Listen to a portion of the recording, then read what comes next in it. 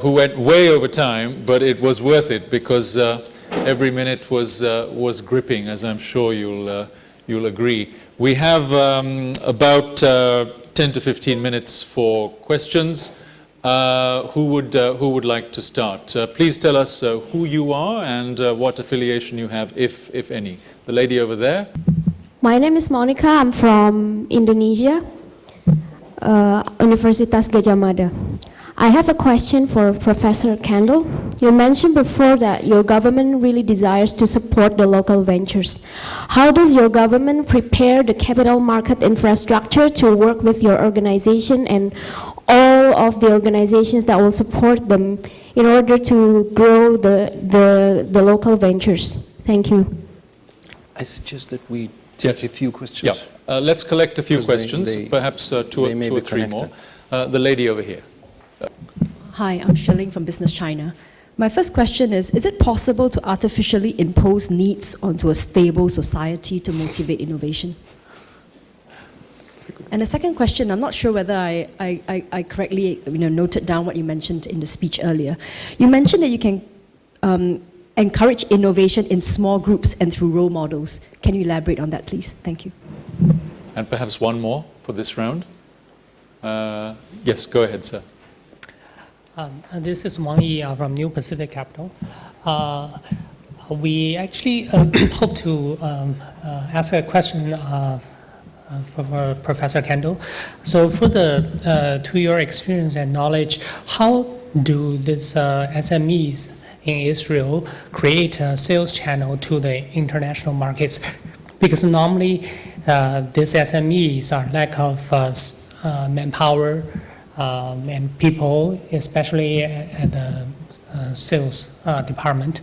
So normally, how these small companies go into this big global market? Thanks. Okay, let me try to address some of them.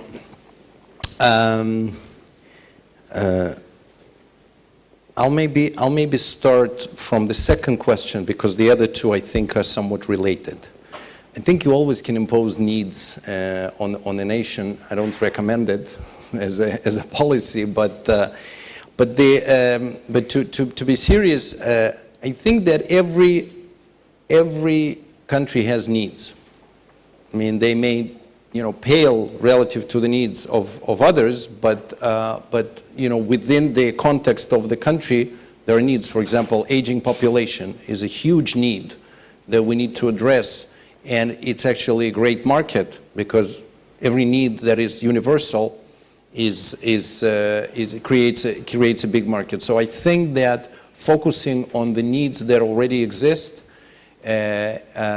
could be probably a better strategy than perhaps artificially sort of trying to implant needs on that. And to create role models, this is an interesting point because we are, even though we seem to have a lot of these stuff going on, in fact, it touches very, very relatively small part of the total population. For the following reasons, that women are very underrepresented in this. About 20% women rather than 50. So we are losing a lot of women, even less than 20. A lot of women. We're losing our part of populations, Arab population, 20% of the total population, much less represented in this, because these systems are usually social networks and in many cases established in the army. Since Arab population doesn't serve in the army, they are completely devoid from this social network. We are working now to try to bring that. Cisco is helping us a lot. But the women, I think, serves as a great example because we're losing women not when they're making decision not to work in this industry. We're losing women when they're in 3rd grade. When they're better than the boys, when these little girls are better than boys in mathematics in the 3rd grade, and then by the 6th grade they decide that mathematics is difficult. And so they veer off and stop studying mathematics. I'm talking about percentages, not all girls, of course. But in percentages, there's a disproportionate veering away from mathematics, which essentially blocks their ability to go to these fields. Okay, so our problem, because we face such a shortage of human capital, is we have to really utilize all the human capital that we have. So in our case, we need to combat the same problem that you need to combat, how to convince the kids to actually go this particular path. And then afterwards, whether they choose to work or not to work in this industry, that's a separate question. We want them to be able to work in that industry. So we are struggling now with the same story. I don't know how to do that. But there's no choice for us. We have to do it, and so we'll try and figure something out. So we could try together. No, but I mean, it's the same problem. Regarding Monica's question, how to prepare capital markets, and your question about sales, you see, it's a question of critical mass. Because capital markets, like many other things, like what you've seen there, is that the minute it became sufficiently big, everybody looked at that and said, oh, there's something interesting. Why don't I put a person there? Why don't I send a person there? Why don't I establish a small fund? Why don't I start another startup? I mean, these things are complementary, and you have to create complementarities. The minute that they reach critical mass, it grows. It's not without its perils and it's not without its dangers, but basically, without critical mass, nobody's interested. And so the question is, how do you create critical mass? Once you created critical mass, sales becomes a less problem, because think about a cyber security firm from Israel. When everybody knows that 10% of the world output in cyber comes out of Israel. So when a new cyber firm comes out of Israel, you think about it in a positive term, right? You want to listen to them, you want to invite them to present. You're not saying, well, if there's a there may be the best in the world cyber firm coming out of Mongolia, and it will have a tremendously difficult time to even get through the door. Okay, whereas in Israel, given that there's sufficient critical mass. On top of that, there were lots of connections because of families, and there was a lot of connections. That's why we started with the West and not with the East, because there are much less of those connectivity on the personal level of the knowledge of. And on top of that, a bunch of these sales channels became really, really easy. If you make an application, a mobile app, you don't need anybody. You just sort of put it on iTunes and it sells itself. You do, or you put it through some kind of. So there are a whole bunch of companies that have revenues within 6 months of beginning of operations. So, but the point, I think, and that's what connects it to Monica's point, is that that's the same thing. So in order to create capital market, you of course need a good regulation, but you need critical mass. Because the minute you have critical mass, institutions look at that market and say, well, that market is tech, so my analysts should look at that market. Before that, they don't look at that market. My research, the sell side generates research about that market, otherwise it doesn't look at the market. Institutions provide liquidity, liquidity brings additional liquidity brings companies bring additional liquidity, and that starts. So neither Tel Aviv Stock Exchange nor no stock exchange outside of NASDAQ, and a bit in recent years in New York Stock Exchange, was able to generate that for tech firms. No AIM, no Neumarkt, no Nouveau Marché, nobody. ISDAQ was an attempt to create some kind of European NASDAQ, because it just didn't reach the critical mass. So my suggestion, stock exchanges happens to be my academic specialty. So my suggestion actually after this trip is to try to create some kind of consortium of Hong Kong, Singapore, and Tel Aviv exchanges to try to create via various methods some kind of critical mass on all three of them. So perhaps as a group they could become a one tech exchange in the future. But that's that requires some thought. So. Okay, perhaps one or two questions before we close. The gentleman right at the back. My name is Henry Chen from SMU. I understand that this Germany put up these industries 4.0, and China put up this Make in China 2025, and they're encouraging a lot of these startup and on innovations. How do you see these government programs affecting the innovation space in about 5 to 10 years' time? Thank you. Yes, go ahead. Hi, good evening, Professor Kandel. I'm Mahua Chi from Serangoon Junior College, Ministry of Education. So, of course, I've got an education question.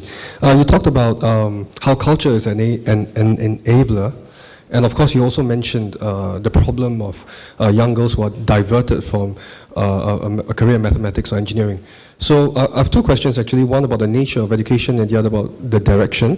For the nature, what is the nature of the classroom or in shaping the culture? Because I think you talked about the classroom culture in tertiary education, but what kind of a classroom environment and how does the nature of education enables this ecosystem? The second is there important to ensure an oversupply of STEM-focused graduates? What about the contribution of arts, language, and the humanities, and how do you value that? Thank you.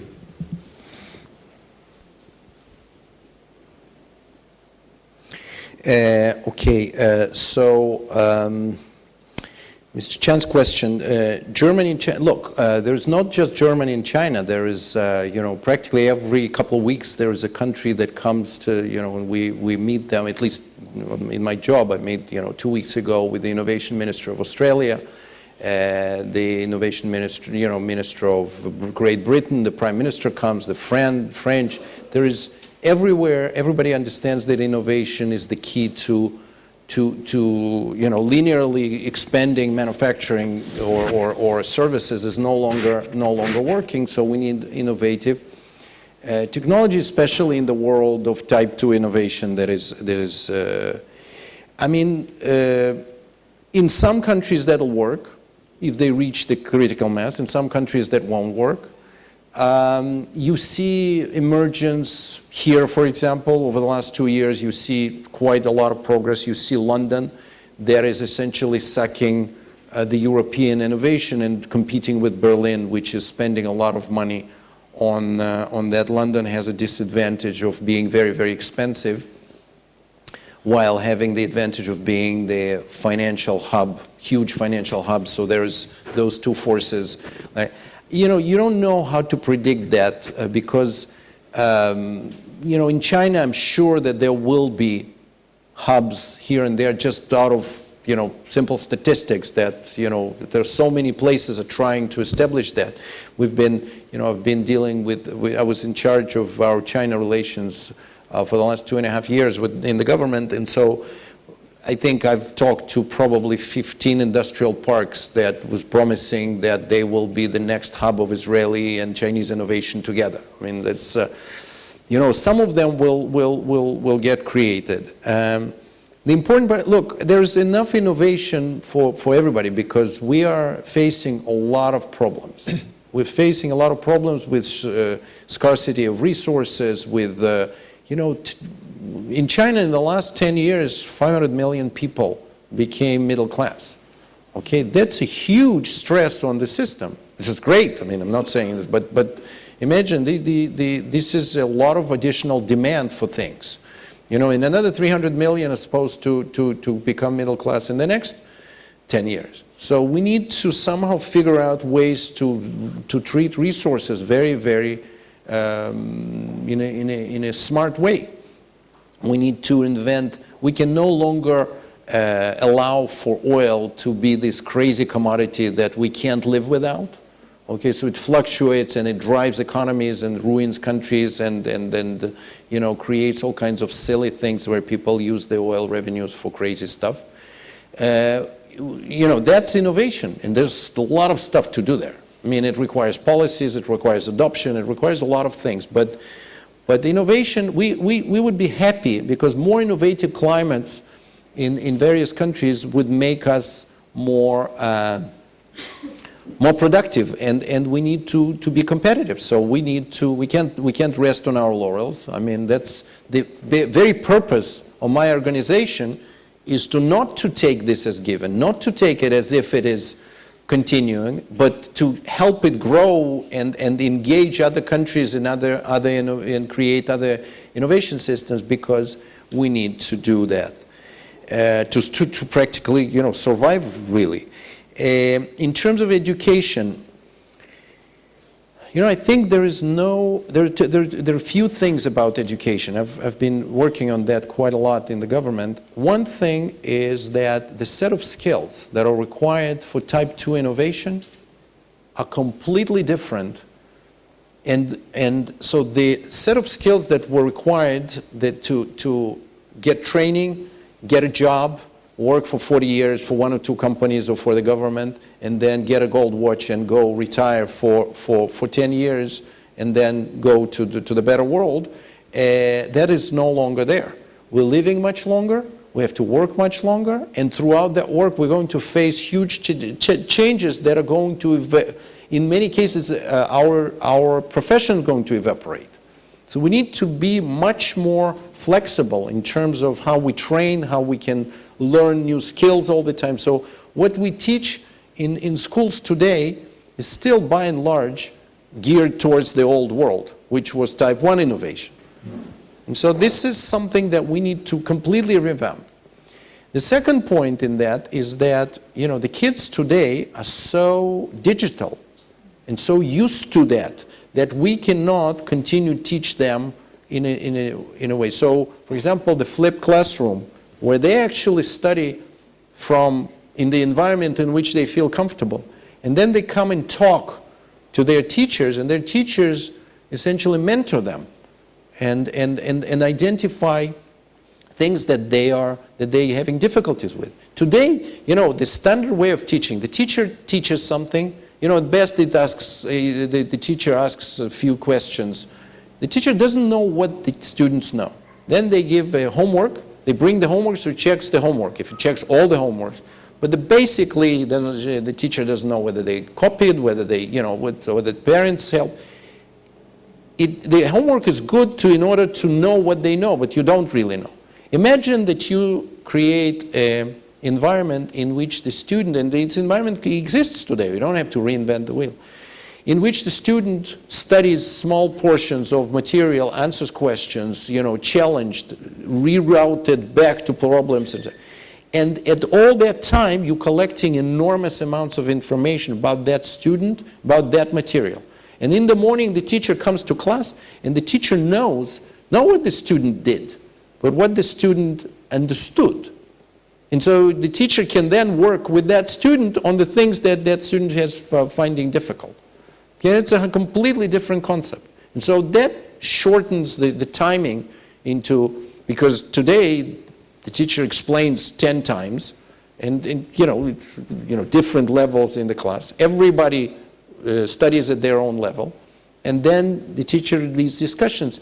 And in that world, if you continue to teach STEM, because in my opinion, basically, what you need to force the students to know are 4 languages.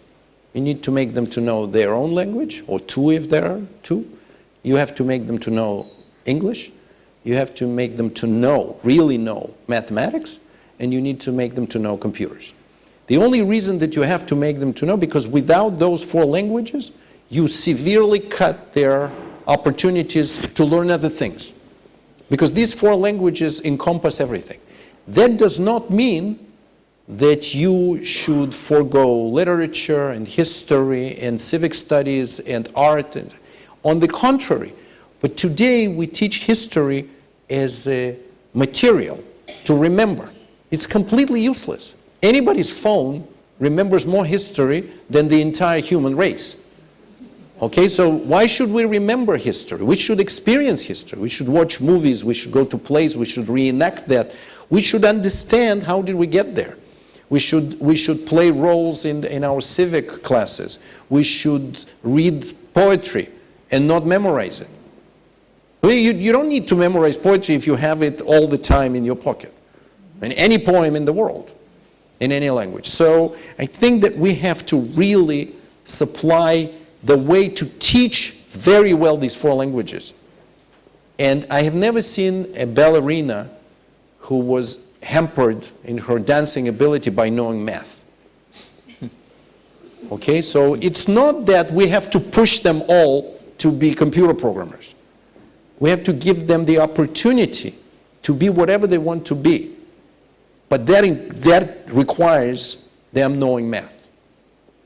That's just, you know. And the other hand, if they want to go, I told my oldest daughter, go do highest level of math and physics, and go do art, highest level of art. Because this is probably the last time, unless you choose this profession, this is the last time that you'll ever explore art. You'll do some sculpturing and painting and learn about art. So these are not contradictory. But if she were to go and study art and theater instead of math, then it would have limited her ability to do what she may want to do. And remember, these are mostly girls that we are siphoning there. Not because, you know, I don't know, nobody does it by design, but this is what happens. So we need to work extra hard not to let it happen, because we want girls to be as open and as accessible to any profession. And I want that to be, so their role models would be not necessarily the model that you see on the billboard, but the woman that has designed, that led the design of anti-missile defenses in Israel. On that note, please join me in thanking Professor Kandel for a fascinating talk.